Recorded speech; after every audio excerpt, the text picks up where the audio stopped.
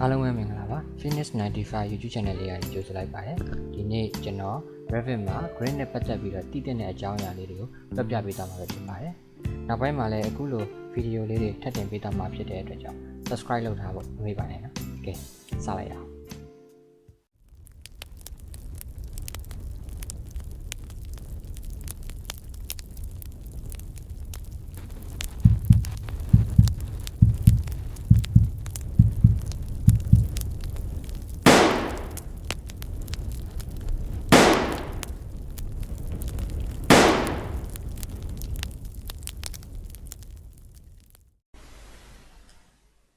ပထမဦးဆုံးကျွန်တော် view ရွေးလိုက်မယ် floor plan level 1ကိုရွေးလိုက်မယ်ပြီးတော့ရင် grid command ကိုယူမယ်ဒီမှာသူက grid ဆွဲပုံဆွဲနည်းက line နဲ့ဆွဲလို့ရတယ် start and radial arc နဲ့ဆွဲလို့ရတယ်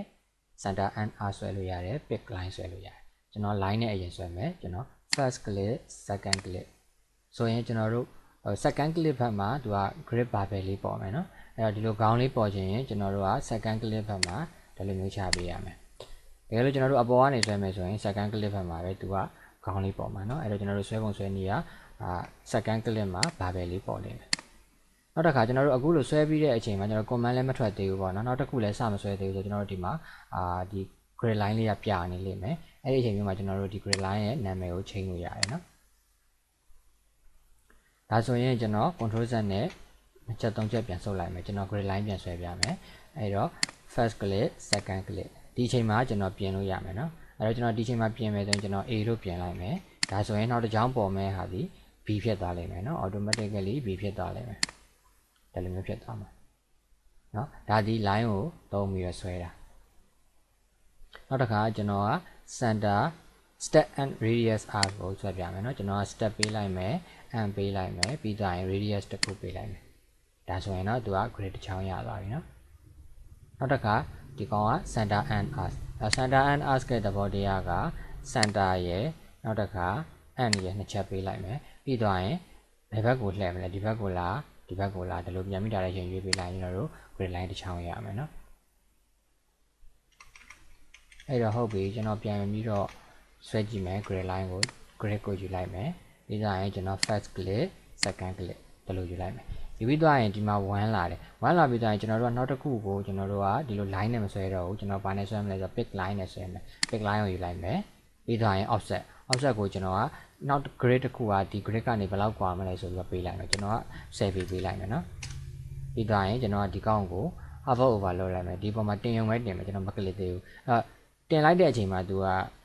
line အပြာလေးပေါ်ပြီးရနော် dotted line လေးအဲ့တော့ဒီ line လေးကိုကြည့်ပြီးကျွန်တော်တို့ဘယ်ဘက်ကိုဆွဲမှာလဲဆိုတာကိုကြည့်လို့ရတယ်ကျွန်တော်လိုချင်တဲ့ဘက်ရောက်ပြီဆိုရင် click လိုက်မယ်ဒါဆိုရင်ဒီနှစ်ခုကြားမှာ10ပေရလိမ့်မယ်နောက်တစ်ချက်ထပ်ပြီး click ရင်နောက်တစ်ကြောင်ဒါက10ပေရလိမ့်မယ်နော်အဲ့တော့ဒီလိုနည်းနဲ့ back line ကိုတုံးတာအဲ့တော့နောက်တစ်ဖက်ကျွန်တော်ဒီဘက်အချမ်းကိုဆွဲလိုက်မယ်အဲ့အခုဆွဲတဲ့အခါမှာကျွန်တော်ဆွဲတဲ့အခါမှာ offset ကြီးဝင်နေတွေ့လားညမှာ offset 10ပေပြည့်တဲ့အတွက်ကြောင့်ကျွန်တော်ဆွဲတော့ကဒီနားမှာဆွဲပေးမယ်ကျွန်တော်နဲ့10ပေကွာတဲ့နေရာမှာလာပြီးတော့ grid line ကပေါ်တ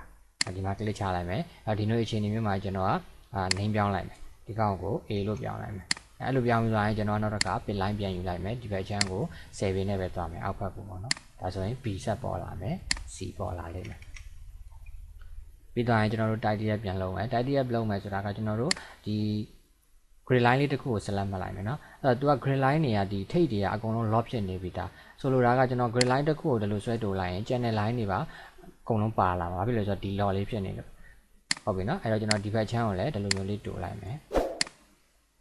ဆိုတော့သူက lock ဖြစ်သွားတယ် lock ဖြစ်နေတဲ့အတွက်ကြောင့်ကျန်တဲ့ grid line တွေပါအကုန်လုံးပါလာเนาะတကယ်လို့ကျွန်တော်တို့ကတစ်ခါတလေမှာကျွန်တော်တို့ဒီ grid line တစ်ခုကိုပဲရှည်ချင်တာတိုးချင်တာလုပ်ချင်တယ်ဆိုရင်ကျွန်တော်တို့ကအဲ့လိုရှည်ချင်တဲ့တိုးချင်တဲ့ grid line ကိုအရင် select မှတ်ပြီးသွားရင်ဘယ်ဘက်ကိုကျွန်တော်တို့တိုးမှလဲရှည်မှလဲပေါ့နော်အဲ့တော့ဒီဘက်ကိုကျွန်တော်ရှည်ထုတ်မှဆိုတဲ့အတွက်ကျွန်တော်ဒီကောင်ကို lock အရင်ဖြုတ်လိုက်မယ်ဒါဆိုရင်သူတစ်ချောင်းနဲ့ပဲထွက်သွားလိမ့်မယ်เนาะဒီလိုမျိုးထွက်သွားလိမ့်မယ်ကျန်တဲ့နှစ်ချောင်းကတော့ဒီမှာ lock ဖြစ်ပြီးတော့ကျန်ခဲ့အောင်ပါပဲ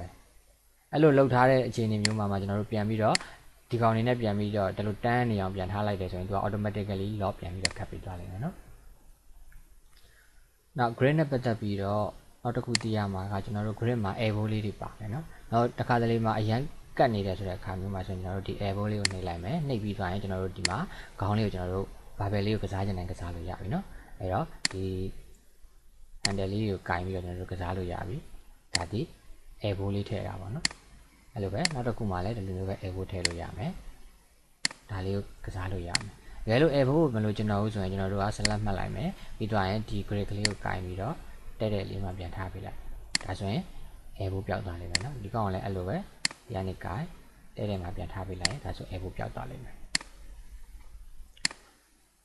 ဒီတခါကျွန်တော်ကအခုဒီဘက်မှာ grid barbell လေးကအပေါ်မှာရောက်နေပေါ့နော်နောက်တစ်ခါဒီ grid barbell လေးကညာဘက်မှာရောက်နေကျွန်တော်လိုချင်တာဒီဘယ်ဘက်နဲ့အောက်ဘက်ပေါ့နော်အဲ့ဒါဆိုရင်ကျွန်တော်တို့က grid တစ်ချောင်းကို select မှတ်ပြီးတော့ edit title ကိုဝင်မယ်ဒီတိုင်းကျွန်တော်တို့ဒီနှစ်ခုပေါ့နော်ဒီနှစ်ခုလေးမှာကျွန်တော်တို့တစ်ခုကိုကစားပြီးရင်ရမယ်အဲနှစ်ခုစလုံးကိုအမှန်ကြီးချက်ထားရင်ဘာဖြစ်သွားမလဲဆိုတော့ဒီလိုမျိုးဖြစ်သွားမှာနော်နှစ်ဖက်စလုံးမှာ grid ရဲ့ name တွေပေါ်နေလိမ့်မယ်အဲ့လိုမဟုတ်ဘဲနဲ့ကျွန်တော်တို့က grid ကို select မှတ်မယ် edit title ကိုပြောင်းဝင်မယ်နောက်တစ်ခုကိုပဲပြန်ရွေးလိုက်မယ်နော်အဲ့တော့ကျွန်တော်နှစ်ကိုဖြုတ်လိုက်မယ် okay လို့ပြောလိုက်မယ်ဆိုရင်သူဒီဘယ်ဘက်နဲ့အောက်ဘက်ဖြစ်သွားပြီအဲ့လိုမဟုတ်ဘဲနဲ့ကျွန်တော် select ပြန်မှတ်မယ် edit title ကိုဝင်မယ်ပြီးတော့ရင်2ကိုပဲရွေးမယ်1ကိုဖြုတ်ထားမယ်ဆိုရင်သူကဒီလိုမျိုးပုံစံဖြစ်နေမှာเนาะအပေါ်နဲ့ညာဘက်နဲ့ပေါ့เนาะအဲ့လိုမျိုးတွားနေမှာအဲ့လိုမဟုတ်ဘူးကွာတစ်ခုချင်းစီလိုက်ပြင်ကျင်တယ်ဆိုရင်လည်းပြင်လို့ရတယ်ဘယ်လိုမျိုးလဲဆိုတော့ select မှတ်မယ်ပြီးတော့ရင်ဒီမှာအမှန်ချေကလေးချစ်ပေးလိုက်မယ်เนาะ show bar ပဲဆိုတာလေးလုပ်ပေးလိုက်မယ်ဒါဆိုရင်နှစ်ဖက်စလုံးမှာပေါ်ပြီအဲ့တော့မလိုချင်တဲ့တစ်ဖက်ကိုပြန်ဖြောက်လို့ရမယ်ဒီလိုမျိုးပြန်ဖြောက်လို့ရเนาะဒါ manually လုပ်လို့ရတယ်ကျွန်တော်တို့ဟိုကောင်ကကြတော့ edit title မှာဝင်လုပ်တာเนาะအဲ့တော့ကျွန်တော်ဒီကောင်တွေအကုန်လုံးအောက်ဘက်မှာပဲထားလိုက်မယ်ပေါ်ဘက်ကိုဖြောက်လိုက်မယ်အဲ့ဒီလိုမျိုးဆိုရင်လည်းကျွန်တော်တို့လိုချင်တယ်လို့ grid ရဲ့ barbell တွေကိုပြောင်းလို့ရတယ်เนาะကျွန်တော်တို့ grid ရဲ့ name ကိုပြောင်းခြင်းတယ်ပေါ့နော်ကျွန်တော်တို့အခုလိုဆွဲပြီးသွားတော့မှ grid ရဲ့ name ကိုပြောင်းခြင်းတယ်ဆိုရင်လည်းရတယ်နော်ဘယ်လိုမျိုးပြောင်းလို့ရလဲကျွန်တော်တို့ grid ကို select မှတ်မယ်ပြီးသွားရင်ဒီ name ဆိုတဲ့နေရာမှာလာပေးရင်လည်းရတယ်နောက်တစ်ခုကဒီမှာထပ်ပြီးတော့ပြောင်းရင်လည်းရတယ်အဲဒီကောင်ကကျွန်တော် AL လေးပေးလိုက်မယ်နော်အဲ့လိုမျိုးပဲကျွန်တော်တစ်ခုချင်းစီတော့လိုက်ပြင်ရမှာပေါ့နော်အကုန်ဆွဲပြီးသွားရင်တော့တစ်ခုချင်းစီလိုက်ပြင်မှရတော့မယ် APC ဒီလိုမျိုးပေါ့နော်ကျွန်တော်တို့ custom လိုက်ပြီးလုပ်လို့ရတယ်အဲ့ဒီထဲမှာကျွန်တော်ဒီကြားထဲမှာ A1 လို့ကျင်တယ်ဆိုရင်လည်းကျွန်တော်ဒီကောင်ကို grid တစ်ခုထပ်ဆွဲလိုက်မယ် grid ပြီးသွားရင်ဒီကြားထဲမှာကျွန်တော်ဆွဲလိုက်မယ်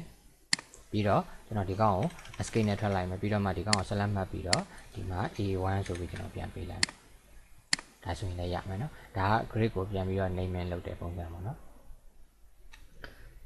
ကျွန်တော်တို့ grid တွေဆွဲပြီးသွားပြီဆိုရင်ကျွန်တော်တစ်ချက် east ဘက်မှာသွားပြီးတော့စစ်ကြည့်မယ်နော်ကျွန်တော်ရဲ့ grid ကိုအဲ့တော့ဒီမှာ grid တွေကအောက်ဘက်မှာတူနေနော်အပေါ်မှာရှည်တယ်နောက်တစ်ခါကျွန်တော် west ဘက်ကိုသွားစစ်ကြည့်မယ်သူလည်းအဲ့လိုပဲနော်အောက်ဘက်ဒီတူနေအဲ့တော့ကျွန်တော်ကအဲ့ဒါကိုဒီ west ဘက်မှာပဲဒီ grid ကလေးတစ်ခုကိုယူမယ်အောက်ဘက်ကိုနည်းနည်းဆွဲချလိုက်နော်ပြီးတော့ရင်အပေါ်ဘက်ကိုနည်းနည်းလေးအောက်ကိုဆွဲချလိုက်ကျွန်တော်ဒါကို west ဘက်မှာပဲလုပ်လိုက်တာနော်အဲ့တော့ west ဘက်မှာလုပ်ပြီးတော့ရင်ကျွန်တော်ဒီတစ်ခါဘာဆုံးမလဲဆိုတော့ grid ကိုယူ select မှတ်လိုက်မယ်ပြီးတော့ရင်ဒီမှာ propagate extend ဆိုတာလေးရှိတယ်အဲ့ဒါလေးကိုနှိပ်လိုက်မယ်ပြီးတော့ရင်ကျွန်တော်ဒီနေရာမှာ e ဆိုတာလေးကိုအမှန်ချစ်ပြီးတော့ okay နှိပ်လိုက်မယ် okay ဒါဆိုရင်ကျွန်တော် east ဘက်ကိုပြန်သွားကြည့်ရသူဒီ west ဘက်မှာလောက်ထားတဲ့အတိုင်းပဲ east ဘက်မှာလည်းဖြစ်နေမှာเนาะဒီကောင်လေးဒီအောက်လေးရှည်နေပြီအပေါ်မှာလည်းကျွန်တော်တို့ west ဘက်မှာလောက်ထားတဲ့အတိုင်းရပြီเนาะဒါဒီ propagate ကိုအဲ့လိုမျိုးသုံးတာเนาะအဲ့တော့ကျွန်တော် north ဘက်ကိုပြန်သွားကြည့်မယ် north ဘက်မှာဆိုရင်အဲ့လိုပဲအောက်တွေတိုးနေเนาะ south ဘက်မှာလည်းအောက်ဘက်တွေတိုးနေရမယ်ဆိုတော့ကျွန်တော် south ဘက်မှာဒီကောင်ကိုအောက်ကိုနည်းနည်းဆွဲချမယ်ပြီးရင် north ကိုအပေါ်ကိုနည်းနည်းဆွဲတင်လိုက်မယ်ဒီလိုမျိုးလေးလုပ်ချင်တယ်ပြီးရင်ကျွန်တော်ဒီ grid တစ်ခုကို select မှတ်လိုက်မယ်ဒီ propagate extend ဆိုတာလေးကိုယူလိုက်မယ်ပြီးတော့ကျွန်တော်ဘယ်ဘက်ကိုလုပ်လို့ရမလဲဆိုတော့ north ဘက်ကိုလုပ်လို့ရမယ် okay ဒါဆိုရင် north ကိုတစ်ချက်ပြန်သွားလိုက်သူဒီ south နဲ့အတူတူပဲဖြစ်နေလိမ့်မယ်ခုန propagate extend ကလေgrid ကိုမှမဟုတ်ကျွန်တော်တို့ level တွေကိုလည်းကစားလို့ရတယ်เนาะအဲ့တော့ကျွန်တော်ဒီခု north ဘက်ကနေပြီးတော့ဒီ level တွေကိုကစားကြည့်မယ်เนาะအဲ့တော့ကျွန်တော် south ဘက်ကိုအရင်သွားကြည့်အောင်သူအဝေးကြီးတွေရောက်နေเนาะဒီ grid line နဲ့ဒီ level line နေနဲ့အဆင်မပြေအဲ့တော့ကျွန်တော်ဒီဘက်ချမ်းမှာlevel တစ်ခုကိုအရင်ယူလိုက်မယ်ပြီးတော့ရင် grid နားကိုလည်းလိုမျိုးလေးယူထားလိုက်မယ်เนาะနောက်ဒီဘက်ချမ်းကိုလည်းအဲ့လိုပဲ grid နားကိုယူထားလိုက်မယ်ကျွန်တော်တို့ okay ဒီလိုမျိုးလေးယူထားလိုက်မယ်เนาะပြီးတော့ရင်ကျွန်တော်က level တစ်ခုခုကို select မှတ်လိုက်မယ်ပြီးတော့ရင် propagate extend ကိုယူလိုက်မယ်ပြီးတော့ရင်ကျွန်တော် not ကိုအမှန်ချစ်ပြီးတော့ okay နှိပ်လိုက်မယ်ဆိုရင်ကျွန်တော် north ဘက်ကိုသွားလိုက်မယ်ဒါဆိုရင် north ဘက်မှာလည်းခုန south ဘက်မှာလောက်ထားတယ်လို့မျိုးပဲဖြစ်နေမှာเนาะအဲ့တော့ကျွန်တော် west ဘက်ကိုလည်းပြန်သွားလိုက်မယ် west ဘက်မှာလည်းရှေ့နေကျွန်တော်တိုးလိုက်မယ်ဒီလိုမျိုးလေးတိုးလိုက်မယ်ပြီးတော့ရင် level ကို select မှတ်မယ် propagate extend ကိုယူလိုက်မယ်ပြီးရင် east အမှန်ချစ်လိုက်မယ် okayဒါဆိုရင်ကျွန်တော် east ဘက်ကိုသွားကြည့်အောင်ဒါဆို east ဘက်မှာလည်းအဆင်ပြေနေပြီเนาะကျွန်တော်ဒီတစ်ခါပြောပြမှာက grid မှာနောက်တစ်ခုရှိသေးတယ်เนาะ grid ထဲမှာဆွဲလို့ရတဲ့ multi segment ဆိုတဲ့ grid ရှိသေးတယ်အဲ့တော့သူကဘယ်လိုမျိုးလဲဆိုတော့ကျွန်တော်တို့ဒီ grid မှာဆိုရင်ကျွန်တော်တို့မှာရှိတာဒါsegment တစ်ခုတည်းပေါ့เนาะ ဒီတစ်ခုပဲရှိတဲ့ segment အဲ့တော့ဘယ်လိုအခြေအနေမျိုးမှာကျွန်တော်တို့ multi segment ကိုသုံးလို့ရလဲဆိုတော့ကျွန်တော်တို့ရဲ့ bearing ကပုံမှန်မဟုတ်ဘဲနဲ့ဒေါင်ကျိုးတွေရှိတဲ့အခြေအနေမျိုးမှာပါဥပမာဒီလိုမျိုး bearing shape မျိုးပေါ့နော်ဒီလိုမျိုး bearing shape မျိုးမှာဆိုရင်ကျွန်တော်တို့grid line ကိုလည်းဒီလိုမျိုးစောင်းစောင်းလေးဆွဲပေးရမှာပေါ့နော်အဲ့တော့အဲ့ဒီလိုမျိုး grid line စောင်းစောင်းဆွဲခြင်းနဲ့နောက်ကဒီ grid line ကိုလည်းတစ်ဆက်တည်းပဲဖြစ်နေခြင်းနဲ့ဆိုရင်ကျွန်တော်တို့က multi segment ကိုသုံးတယ်အဲ့တော့ကျွန်တော်ဘယ်လိုသုံးမလဲဆိုတော့ကျွန်တော် grid ကိုယူလိုက်မယ်ပြီးတော့ရင်ကျွန်တော် multi segment ဆိုတာလေးကိုယူလိုက်မယ်ပြီးတော့သူအထက်ရောက်သွားပြီဆိုရင်ကျွန်တော်တို့ဒီထဲမှာခုနသုံးလို့ရတဲ့ tools တွေပါမယ်အဲ့တော့ကျွန်တော် line နဲ့ပဲအရင်ဆွဲပြမယ်အဲ့တော့ line နဲ့ first click second click ပြီးတော့ကျွန်တော်ဒီဘက်ကိုစောင်းနေတာဆိုတော့ကျွန်တော်ဒီဘက်ကိုနည်းနည်းလေးစောင်းလိုက်မယ်ဒီလိုမျိုးဆွဲလိုက်မယ်အဲ့တော့ဒီလိုမျိုးဆွဲပြီးသွားပြီမှာကျွန်တော်တို့ grade တစ်ခုမရသေးကျွန်တော်တို့လုပ်ပေးရမှာဒီ mode ကိုfinish လုပ်ပေးရမယ်เนาะအဲ့တော့ဒီ edit mode ကို finish လုပ်ဖို့အတွက်ဒီ magic လေးကိုချက်လိုက်မယ်ဒါဆိုရင်ကျွန်တော်တို့ဒီလိုရလိမ့်မယ်ဒီလိုရလာတာဒီကျွန်တော်တို့ဒီမှာ A1 နဲ့ဆုံးထားလို့ကျွန်တော်က A2 နဲ့စားတာเนาะအဲ့တော့ကျွန်တော်တို့ဒီ grid line ဒီတစ်ဆက်တည်းဖြစ်နေတာဒီကောင်ကကြတော့ one segment ပဲရှိတာဒီကောင်ကကြတော့ဒီဘက်မှာတစ်ချောင်းဒီဘက်မှာတစ်ချောင်းဒါပေမဲ့ဒီ grid line ကတော့တစ်ဆက်တည်းပဲရှိနေတာเนาะအဲ့တော့ဒီကောင်ကgrid line တွေက multi segment grid ဆိုတဲ့ဟာကိုသုံးထားတာเนาะအဲ့တော့grid line မှာ segment တွေတစ်ခုထပ်ပို့တယ်ဒီလိုမျိုးနှစ်ခုတည်းမှမဟုတ်ဘူးเนาะသုံးခုဆိုလဲကျွန်တော်တို့ဒီ multi segment ကိုသုံးလို့ရတယ်ဒါပေမဲ့ multi segment ကိုသုံးခြင်းအပြင် grid line ဒီဒီလိုမျိုး number ကတစ်ချောင်းနဲ့ပဲဖြစ်နေမှာเนาะ